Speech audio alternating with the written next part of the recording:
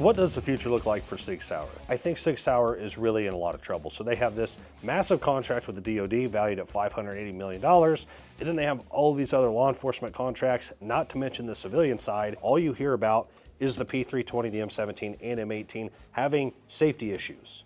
People have died. Sig Sauer is going to have a very, very hard time recovering from the issues that supposedly the P320 series of pistol is having. There's only 2 times that Sig has been found liable, and those were for issues separate from really the main thing that's going on with the M17 and M18, or at least while they're in the news. Generally it's for a trigger issue and some other minor things like that. So the question is, if the Department of Defense goes after Sig Sauer hard, which I think they will, and they really study these handguns and prove that they can go off accidentally or when you don't want them to go off, well, that's going to be an issue for Sig Sauer, because that's likely going to be a breach of contract. The procurement of these pistols is going to completely stop. You have this $580 million contract with the Department of Defense that is just going to cease, not to mention all of the various law enforcement contracts, as well as the civilian market that is also likely going to cease.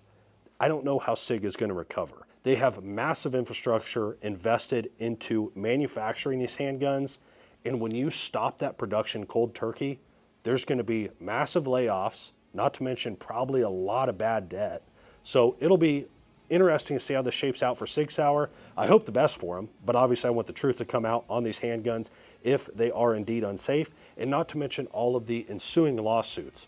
If they can indeed prove that these pistols are unsafe, what happens to all of those handguns that the Department of Defense has already bought?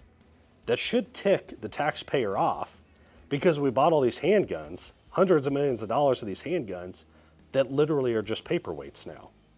There's going to be tons of lawsuits, and it's probably going to get ugly fast.